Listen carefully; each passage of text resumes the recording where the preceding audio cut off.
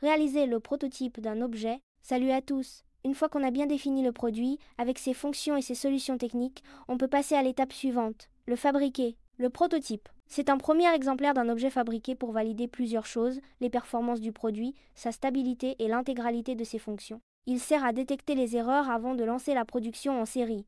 C'est une étape indispensable. Pour le fabriquer, certains composants sont achetés tout prêts, d'autres sont fabriqués sur mesure. Ensuite, on les assemble, et parfois, on programme l'objet s'il contient de l'électronique. Aujourd'hui, cette fabrication se fait très souvent avec la FAO, la fabrication assistée par ordinateur.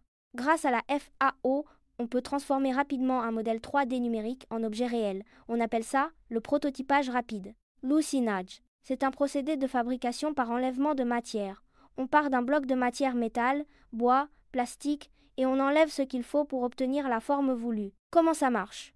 Le concepteur définit une géométrie de la pièce, puis un logiciel de FAO pilote les outils pour fabriquer exactement la forme prévue. C'est précis, rapide et automatisé. Les impressions 3D, c'est une autre méthode, l'inverse de l'usinage. Ici, on ajoute de la matière au lieu d'en enlever. On peut imprimer en plastique, métal ou même béton. Mais attention, chaque matériau a besoin d'une imprimante 3D spécifique.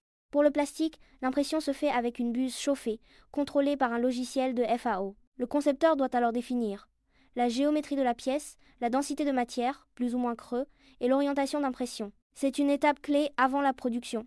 Et donc, avant de voir l'objet exister en vrai, tu veux voir comment ça marche avec un objet précis? Dis-le en commentaire. Et abonne-toi pour réviser tranquille jusqu'au brevet.